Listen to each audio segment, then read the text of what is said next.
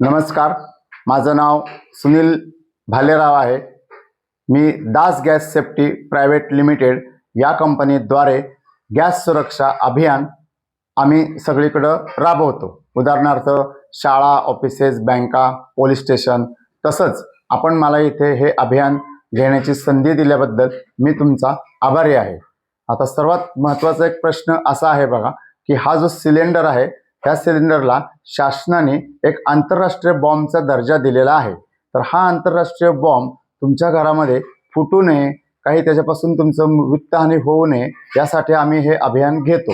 आता मला एक सांगा, समजा हा सिलेंडर जर तुम्हाला एखाद्या दुसऱ्या गावाला न्यायचा असेल तर तुम्ही रेल्वे, एसटी, बस या वाहनातून नेऊ शकता का हो? नाही नेऊ शकत। का नेऊ शकत नाही? तर त्याला शासनाने तिथं बंदीच घातलेली आहे की तिथं जर समजा आणला तो आणि तिथं जे काही आपले 20-25 लोक आहेत एसटी मध्ये, तिथं जर त्याचा स्फोट झाला आणि तो जर फुटला तर त्याची जबाबदारी कोणावरती येणार असा प्रश्न आहे। म्हणून शासनाची सोडवणूक करून घेतलेली आहे, त्याला त्या याच्यामध्ये बंदीच घातलेली आहे की तिथं आणायचंच नाही। मग ज्याला शासनाने बंदी घातलेली आहे असा सिलेंडर आपण कुठे आणून ठेवलेला आहे? आपल्या घरामध्ये आणून ठेवलेला आहे। तर आपण ह्याची काही काळजी घेतो का हो? काहीच काळजी आपण घेत नाही। सर्वात पहिली गोष्ट बघा, शासनाने याच्यापासून आपण सुरक्षित राहावं म्हणून ह्याच्यावरती 3 सुरक्षा नियम ह्याच्यावरती लिहून दिलेले आहेत। सर्वात पहिला नियम त्याच्यावरती लिहून दिलेला आहे की उपयोग न होने पर रेग्युलेटर बंद करे। परंतु आपण कधीच रेग्युलेटर बंद करत नाही। आपला रेग्युलेटर कंटिन्यू 24 तास आपला रेग्युलेटर चालू असतो। म्हणजे पहिली सूचना आपण पाळत नाहीये। दुसरा नियम त्याच्यावरती असा लिहिलेला आहे की जेव्हा तुम्ही सिलेंडरची डिलिव्हरी घेता तेव्हा सिलेंडरचं सील चेक करून घ्या आणि वजन चेक करून घ्या असं त्याच्यावरती लिहिलेलं आहे।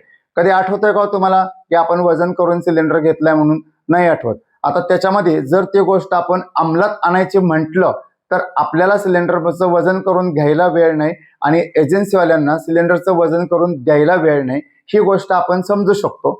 तर तो मुद्दा आपण थोडासा बाजूला ठेवूया किंवा वजन करून आपण घेत नाही, त्याच्यामध्ये फारसं काही आपलं नुकसान होत नाही। त्याच्यामध्ये वजन करून का घ्यायचंय बघा, जो त्याच्यामधून येणारा गॅस जो आहे तो हवेमध्ये काही प्रमाणात लीक झालेला असतो। समजा 200 ग्रॅम गेलेला असेल, 500 ग्रॅम गेलेला असेल, XYZ, तर तेवढा गॅस आपल्याकडे कमी येतो। त्याला ना एजन्सीवाले काही करू शकत ना आपण काही करू शकत। त्यामुळे तो मुद्दा आपण बाजूला ठेवू। परंतु त्याच्यानंतर ती महत्वाची सूचना त्याच्यावरती दिली बघा की त्याचं तुम्ही सील चेक करून घ्या। आता सील म्हणायचं कशाला, इथून सुरुवात आहे। बऱ्याच लोकांना आम्ही विचारलं तर ते सील सांगतात वरचा पिवळा कागद हा त्याचा सील आहे। तर तो पिवळा कागद म्हणजे सील नाही, ही वरची दिसते पांढरी कॅप ही सुद्धा सील नाही। त्याच्यानंतर काही जण अगदी थोडासा विचार करून उत्तर देतात की एक रबरी रिंग त्याच्यामध्ये आहे ती सील आहे, तर अन्यथा ती सुद्धा सील नाही। सील कुठे आहे बघा, ह्या रबरी रिंगच्या खाली एक वॉल आहे, जसं आपल्या गाडीला असतो। जेव्हा आपण तो प्रेस करतो तेव्हा त्याच्यामध्ये 30 किंवा 40च्या प्रेशरने हवा भरली जाते। जर 30 किंवा 40च्या प्रेशरने हवा भरलेला टायर फुटला तर अख्खी गाडी पलटी होऊ शकते आणि अपघाताची भीषणता वाढू शकते। जर ह्याच्यामध्ये गॅस भरताना 660चा प्रेशर असतो, तो जर लीक झाला आपल्या घरामध्ये आणि जर ह्याचा स्फोट झाला तर आपण कल्पना करू शकणार नाही एवढ्या प्रकारची आपली वित्तहानी होऊ शकते, मनुष्यहानी होऊ शकते। म्हणून आपल्याला ते सील चेक करून घ्यायचे। आता चेक करायचे म्हणजे काय करायचे बघा, हे रेग्युलर प्यायचं पाणी आहे ते आपल्याला ह्याच्यामध्ये ओतायचं आहे। जर त्याच्यामध्ये पाणी ओतल्यानंतर जर बुडबुडे येत असतील तर आपल्याला समजणार आहे की आपला सिलेंडर लिकेज आहे। जर बुडबुडे येत असतील तर तो आपल्याला सिलेंडर घरात घ्यायचा नाहीये, एजन्सीवाल्यांना परत द्यायचा आहे। त्याच्यानंतर ते आपल्याला दुसरा चांगला सिलेंडर देतात। परंतु आपण असा सिलेंडर चेक करून घेतो का? नाही। असा सिलेंडर आपण चेक करून न घेतल्यामुळे आपण त्या कागदावरती विश्वास ठेवतो आणि सिलेंडर घरामध्ये ठेवतो। जेव्हा तुम्ही तो कागद काढता चुकून जर समजा तो सिलेंडर लिकेज असेल तर त्याचं प्रेशर केवढं आहे बघा, एवढ्या प्रमाणात तो गॅस बाहेर येणार आहे आणि आपल्या घरामध्ये निरंजन चालू आहे, उदबत्ती चालू आहे, त्याला स्पार्क मिळणार आहे आणि त्याचा मोठा स्फोट होणार आहे। म्हणूनसाठी आपल्याला अशा पद्धतीने तो सिलेंडर चेक करून घ्यायचा आहे। त्याच्यानंतर जसं आपण मेडिकलमध्ये जातो तेव्हा त्याच्यावरती प्रथम काय पाहतो तर एक्सपायर डेट पाहतो आपण। ह्याच्यावर आपण कधी घेताना एक्सपायर डेट पाहतो का? नाही पाहत। का पाहत नाही? तर 80 ते 90% लोकांना याच्यावर एक्सपायर डेट असते याचीच कल्पना नाही। तर आता लक्षात ठेवा, याच्यावरची एक्सपायर डेट कशी ओळखायची बघा, इथं लिहिलेलं आहे A26, तर A26 ही याची एक्सपायर डेट आहे। आता ही ओळखायची कशी? ए चा अर्थ आहे बघा जानेवारी, फेब्रुवारी, मार्च, बी असेल तर त्याच्या पुढचे 3 महिने, सी असेल तर त्याच्या पुढचे 3 महिने, डी असेल तर त्याच्या पुढचे 3 महिने, असं ते प्रत्येक 4 अक्षराला 3-3 महिन्यामध्ये वर्गीकरण केलेलं आहे। आणि हा 26 जो आहे हा त्याचा अंक आहे, म्हणजे साल की जसं आता आपलं 2026 चालू आहे. A26 म्हणजे जानेवारी फेब्रुवारी मार्च 2026 पर्यंत ह्या टाकीला काही होणार नाही, ही त्या टाकीची एक्सपायरी डेट आहे. परंतु यातनं गॅस लीक झाला तर तो गॅसला स्पार्क मिळून त्याचा स्फोट होऊ शकतो, म्हणून आपल्याला ते एक्सपायरी डेट या पद्धतीने चेक करून घ्यायचे. त्याच्यानंतर हा जो रेग्युलेटर आहे, या रेग्युलेटरचा नियम असा आहे, दर 3 वर्षातून एकदा एजन्सीमध्ये न्यायचंय, चेक करायचंय आणि परत आणायचंय. आपण आपल्या घरातला रेग्युलेटर कधीच त्यांच्याकडे दाखवायला नेत नाही. जोपर्यंत काही मोडतोड होत नाही तोपर्यंत आपण रेग्युलेटर त्यांच्याकडे दाखवायला नेत नाही आणि रेग्युलेटरचं चेकिंग करत नाही. जर तुम्ही त्यांच्याकडे नेला खराब झालेला असेल तर ते फ्री ऑफ कॉस्ट किंवा फार फार तर 50-100 रुपये घेऊन तुम्हाला ते चेंज करून देतात. परंतु आपण त्यांच्याकडे नेत नाही, ही चुकी आपली आहे. त्याच्यानंतर ही जी पाईप आहे ही 2010 साली ही पाईप बंद झालेली आहे. का बंद झाली तर याला उंदीर कुरतडायचे, कुठं तवा लागला की जळायची, अशा बऱ्याचशा गोष्टी या पाईपमुळे व्हायला लागल्या. नाशिकला आपल्या याचं विस्फोट डिपार्टमेंटला आहे, तिथं या पाईपमुळे एक पोलीस कुटुंब उद्ध्वस्त झालं. त्यामुळे ही पाईप बंद करून शासनाने आता आपल्याला ही सुरक्षा पाईप दिलेली आहे केशरी कलरची. ही केशरी कलरची पाईप आपल्या सर्वांच्याकडे आहे, परंतु ती पाईप आपण खराब होऊ नये म्हणून त्याला शासनाने आतून चांगलं वायरचं कोटिंग केलेलं आहे, वरनं रबर कोटिंग आहे, म्हणजे ट्रिपल कोटिंगची ही पाईप सर्वांना दिलेली आहे. परंतु ही पाईप कशी खराब होते बघा. ही पाईप आपण इथं 1 बोटाच्या अंतरावर इथं आपली जोडलेली असते. जेव्हा आपण सकाळ दुपार संध्याकाळ या शेगडीवरती स्वयंपाक करतो तेव्हा काही ना काहीतरी त्याच्यावरती उतू जातं. उतू गेल्यानंतर ती शेगडी आपण स्वच्छ करतो. आता तुम्ही कसे करता मला कल्पना नाही, परंतु बरेच ठिकाणी त्याच्यावरती पहिलं 2 ग्लास पाणी ओतलं जातं, नंतर निरमा पावडर, साबण पावडर, जसं आपण भांडी घासतो तसं त्या शेगडीला धुण्याचं काम चालू असतं. मग त्याच्यामध्ये ती शेगडी स्वच्छ होते, परंतु जे आपण केमिकलचं पाणी घेतो ते या केशरी पाईपवरती आलेलं असतं. या केशरी पाईपमध्ये खराब होऊ नये म्हणून ह्याच्यामध्ये लोखंडी तारा आहेत.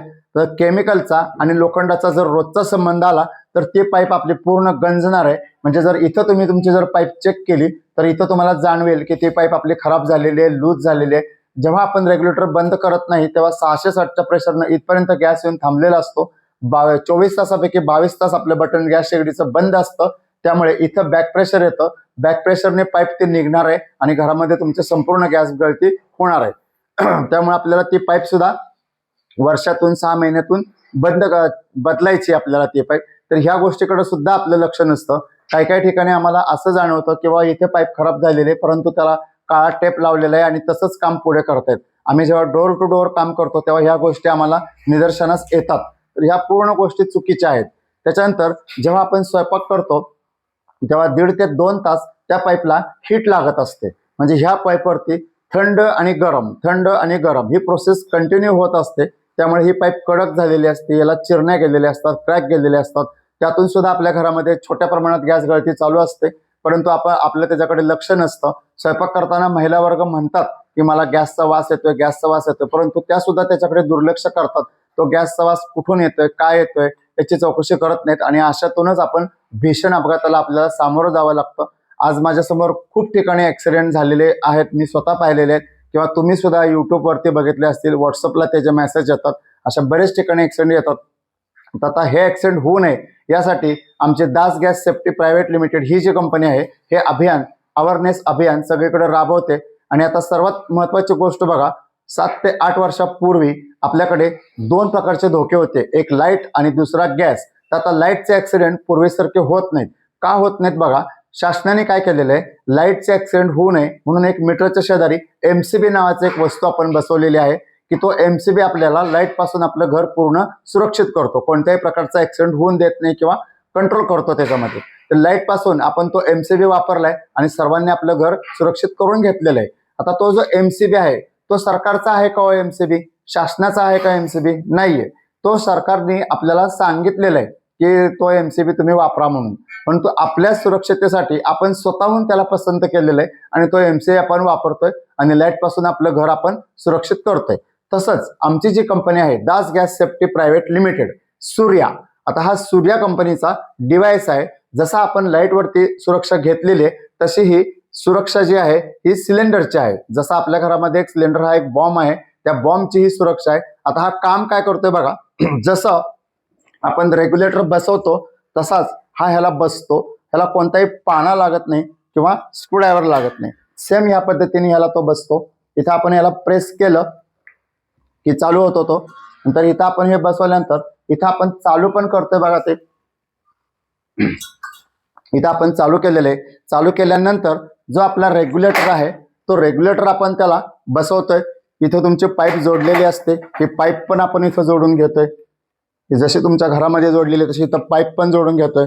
त्याच्यानंतर हा आपण रेग्युलेटर पण त्याला बसवतोय बघा. इथे जसं तुम्ही सिलेंडरला बसवता तसं आपण हा रेग्युलेटर त्याला इथे बसवतोय. आपण हा रेग्युलेटर इथे बसवला, हा रेग्युलेटर चालू केलेला आहे, हे मशीन चालू केलेलं आहे. आता आपल्याला इकडे आपण रेग्युलेटर चालू केल्यानंतर गॅस मिळाला पाहिजे. मिळतोय का इकडे गॅस? नाही मिळत. इकडे मिळतोय का बघा, इकडे मिळतोय का बघा, कुठेच मिळत नाहीये. रेग्युलेटर चालू केल्यानंतर दुसऱ्या सेकंदाला आपल्याला इकडे गॅस मिळतो. का मिळतो तर रेग्युलेटरला सिस्टीम कशी आहे बघा, जसा आपण नळ सोडला की खाली बादली असो किंवा नसो पाणी आपल्याला वाहत जाणार आहे आणि पूर्ण घरामध्ये पाणी पसरणार आहे. तसंच या रेग्युलेटरचं काम आहे. रेग्युलेटर तुम्ही चालू केला की तुमची शेगडीची पाईप जोडलेली असो नसो, लीक असो, तुमची गॅसची बटणं चालू असो तरी तो तुम्हाला गॅस सोडून देणार आहे. तसं आपल्या ह्या डिव्हाइस जो आहे, सूर्या कंपनीचा जो डिव्हाइस आहे, ह्याला तशी सिस्टीम नाहीये. ह्याला 2 बटन दिलेले आहेत. एक हे रेग्युलेटर सारखं एक बटन दिलेलं आहे आणि ही जी रिंग दिसते हे रिंग एक बटन आहे दुसरं त्याचं.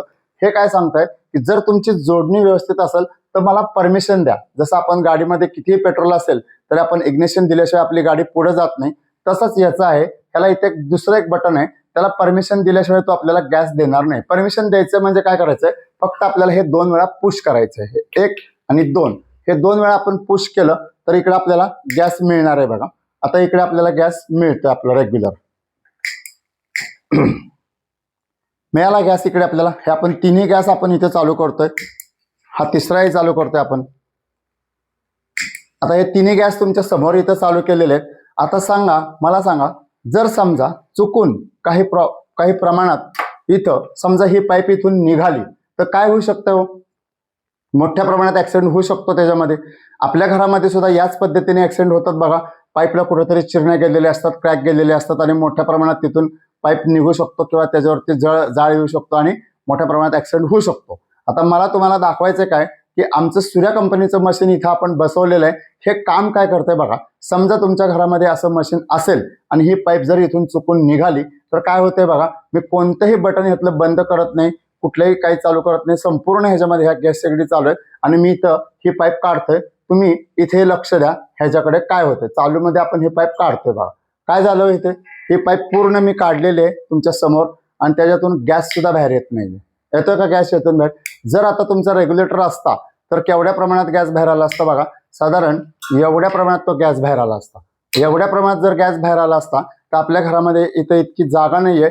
आता हा जो स्पीड तुम्ही आता बघितला हा या मशीनचा होता. जर रेग्युलेटर असता तर सगळ्या घरामध्ये गॅस पसरला असता आणि मोठ्या प्रमाणात ऍक्सिडेंट झाला असता. त्याच्यानंतर दुसरी गोष्ट बघा, पुन्हा आपण इथं ह्याला हे जोडून घेतोय आणि पुन्हा इथं याला आपण इग्निशन देऊन गॅस आपला चालू करून घेतोय. आता कधी कधी काय होतं बघा, पुन्हा आपण इथे चालू करून घेतोय हे 2 वेळा प्रेस करून आणि आता इथं आपण पुन्हा गॅस चालू केलेला आहे. कधी कधी रोजचं काम आहे तुमचं, याच्यावर आपण दूध तापायला ठेवतो आणि दुसरं काहीतरी काम करतो तर चुकून गॅस विजला जातो. समजा हे तिन्ही गॅस मी तुमच्या समोर विजवलेत बघा, कोणतेही बटन बंद केलेलं नाही. जेव्हा आपला असा गॅस विजतो तेव्हा काय कंडिशन होते, घरामध्ये गॅस पसरायला सुरुवात होते. आपला नुसता रेग्युलेटर असेल तेव्हा. आता हे मशीन काय करते बघा, आता आपण संपूर्ण गॅस विजवलेले आहेत, कमीत कमी त्याचा इथपर्यंत गॅस यायला पाहिजे आणि त्याचा भडका व्हायला पाहिजे. जेव्हा तुमचा रेग्युलेटर असतो तेव्हा ही कंडिशन दुसऱ्या सेकंदाला चालू होते. जेव्हा तुम्हाला गॅस विजतो तेव्हा तुमचं लक्ष जातं, तेव्हा तुम्ही पेटवायला जाता तेव्हा त्याचा भडका होतो आणि मोठ्या प्रकारात तिथे गॅसचा स्फोट होतो त्याच्यामध्ये. आता इथं काय होते बघा, साधारण 1 मिनिट झाला अजूनही यातनं गॅस बाहेर येत नाही. हे असं जर युनिट बसवलेलं असेल सूर्या गॅस सेफ्टी डिव्हाइस तर हे किती वेळ पण तुमचं असंच राहू द्या, 2 तास राहू द्या, 4 तास राहू द्या, त्यातनं गॅस पसरणार नाही किंवा त्याचा भडका होणार नाही. परंतु तुम्हाला असं वाटेल की आता हे विजले, हे तुम्ही 4 तासांनी पेटवा, 5 तासांनी पेटवा, ते पेटणार आहे. कसं पेटते बघा, अगदी नॉर्मल. जेव्हा मी त्याच्या जवळ जाईन तेव्हा ते पेटणार आहे. कसं पेटते बघा, भडका झाला का त्याचा कुठला, हातापर्यंत गॅस आला का, नाही आला. म्हणजे त्याने काय केलं, 80% गॅस खाली बंद केला होता आणि 20% गॅस आपल्या इकडे चालू होता. असं ते घरामध्ये तुमचं पूर्ण सुरक्षा करायचं काम करतं. आता पुन्हा एकदा बघा, तुम्ही या काट्याकडे लक्ष द्या. मी पुन्हा ही पाईप काढतोय, तुम्हाला काय जाणवते बघा. मी पुन्हा तुमच्या समोर ही पाईप काढतोय आणि हे तिन्ही गॅस कशा पद्धतीने कसं ऍक्शन करतात ते पहा तुम्ही. ही पुन्हा आपण पाईप काढलेली. इथं माझ्या हातात नुसती पाईप आहे, यातनं गॅस येत नाहीये. आता एक छोटासा प्रश्न विचारतो, कशी वाटली तुम्हाला माहिती? माहिती छान वाटली ना? तर बघा आता हे माझा एक प्रश्न असा आहे की हे जे मशीन आहे हे प्रत्येकाच्या घरामध्ये असलं पाहिजे का हो? प्रत्येकाच्या घरामध्ये असलं पाहिजे, बरोबर ना? तर थोडक्यात तुम्हाला ह्याची माहिती सांगतो. हे मशीन प्रत्येकाच्या घरी येणार आहे. कसं येणार आहे बघा, जसं आपला टीव्हीचा सेटटॉप बॉक्स आला, आज प्रत्येकाच्या घरामध्ये सेटटॉप बॉक्स आहे. सेटटॉप बॉक्सचं सुरुवातीला अभियान घेत होते आणि सांगत होते की सेटटॉप बॉक्स बसवून घ्या, 200 रुपयाला आहे. परंतु आपण कुणीही त्याला मान्यता दिलेली नाही. एक दिवस त्याचा जेव्हा सर्वे कंप्लीट झाला तेव्हा ते मशीन सगळ्यांचे टीव्ही बंद करून कंपल्शन करण्यात आलं आणि सगळ्यांच्याकडे टीव्हीचे सेटटॉप बॉक्स बसवलेले आहेत. तसंच आता ह्या मशीनचं जेव्हा सर्वे कंप्लीट होईल तेव्हा हे सुद्धा मशीन कंपल्सरी होणार आहे. परंतु ह्या अभियानाच्या अंतर्गत तुम्हाला ह्याची माहिती मिळालेली आहे. कंपल्शन होणार आहे, ते होणार तर आहेच आहे ते. परंतु जर हे मशीन तुम्ही आत्ता बसवलं ह्या अभियानाअंतर्गत तर आमची कंपनी ह्याला आत्ता डिस्काउंट देऊन हे तुमच्या घरामध्ये घर सुरक्षित करण्याचं काम करत आहे. जर तुम्ही हे आत्ता नाही बसवलं तर कंपल्शन झाल्यानंतर तुम्हाला हे 4,999 रुपयाला घ्यायचं आहे. परंतु जर तुम्ही ह्या अभियानाअंतर्गत बसवलं आमच्या कंपनीद्वारे आत्ता तुम्हाला ह्याला 50% डिस्काउंट देऊन 2700 रुपयाला आम्ही हे मशीन बसवून तुमचं घर कुटुंब सगळं सुरक्षित करू शकतो. प्लस याला ॲथॉराइज आहे सगळं. तुम्हाला GSTचं बिल मिळेल, 5 वर्ष गॅरंटी मिळेल, 30 वर्ष सर्व्हिस मिळेल. आणखीनही काही तुम्हाला माहिती लागली तर आमच्या दर 50 किलोमीटरवरती दास गॅस सेफ्टी प्रायव्हेट लिमिटेडच्या शाखा असतात. तुम्ही कोणत्याही शाखेशी त्याचा संपर्क साधून हे तुमचं घर तुम्ही कुटुंब सुरक्षित करू शकता. धन्यवाद. जय दास ग्रुप.